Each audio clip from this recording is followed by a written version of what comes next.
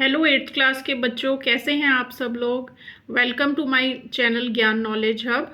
तो उम्मीद है कि आपको फर्स्ट चैप्टर स्वदेश की जो समरी है वो अच्छे से समझ में आ गई होगी। उसके प्रश्न उत्तर भी मैंने डाल दिए हैं। तो अब मैं आज इस वीडियो में आपको 2 गौरैया पाठ का सारांश करवाने जा रही हूँ। बहुत ही इंटरेस्टिंग स्टोरी है। अगर चैप्टर पढ़ने का मन ना हो तो सारांश को ही अच्छी तरह से सुन लेंगे तो सभी क्वेश्चन आंसर्स आप अटेम्प्ट कर सकते हैं। यही मेरा एम होता है आपको सारांश करवाने का, कि आप कहीं से भी कोई भी प्रश्न आए तो आप उसको लिख पाएँ आंसर को।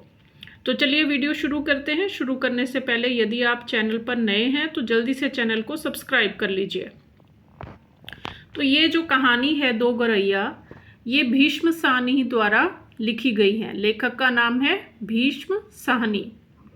लेखक अपनी माँ और पिताजी के साथ दिल्ली में रहते थे।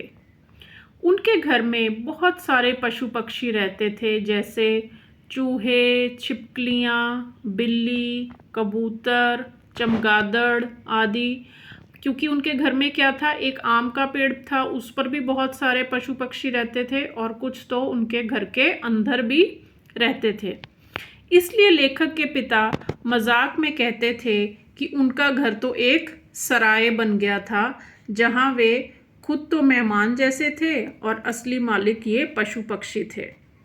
तो उसके जो लेखक के जो पिताजी हैं वो कहते थे मजाक में कि ये हमारा घर जो है वो हमारा नहीं है, हमारे लिए तो सिर्फ एक सराय जैसा है।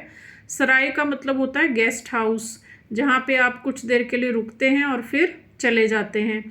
तो वो कहते थे कि ये तो सराय जैसा है और असली मालिक जो हैं घर के वो तो ये पशु पक्षी हैं।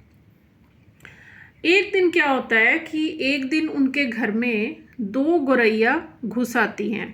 गौरैया आपने देखी है बेटा कभी?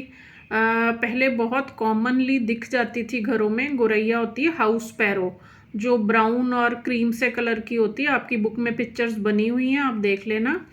तो पहले बहुत ही कॉमन थी, घरों में दिख जाती थी, घरों में घोंसले भी बनाती थी। तो एक दिन क्या होता है, उनके घर में 2 गौरैया घुस जाती हैं और 2 दिन के बाद पंखे के गोले में घोंसला बना लेती हैं।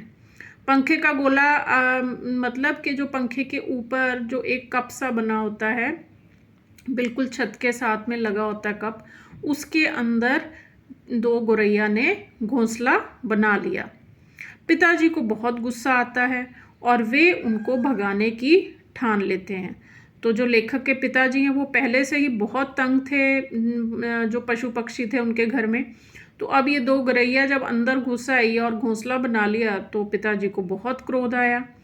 तो वे उन्होंने सोचा कि मैं इनको भगाकर ही यहाँ से चैन लूँगा।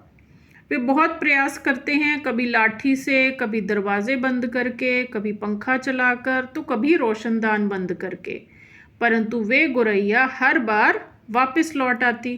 पिताजी ने तो हर तरीके से कोशिश कर ली, लेकिन जो ये दोनों गौरैया हैं ये बार बार वापस आ जाती थी।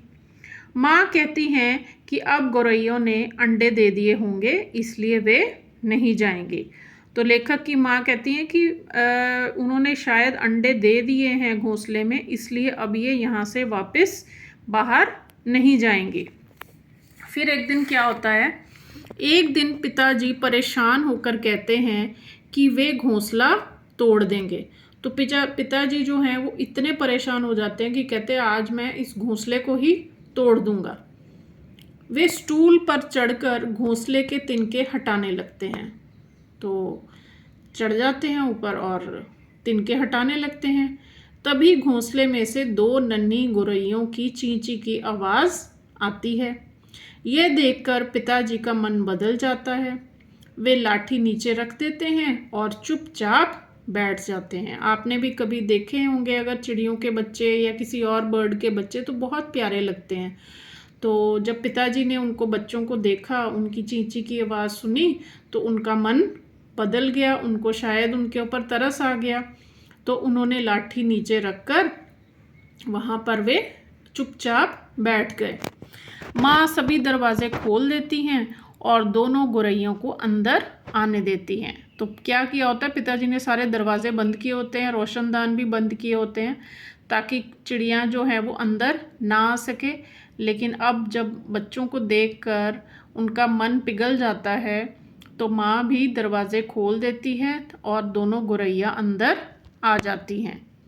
वे अपने बच्चों को खाना खिलाती हैं और घर में फिर से चहल पहल वापस आ जाती है। लेकिन अब पिताजी उन्हें देखकर मुस्कुराते हैं।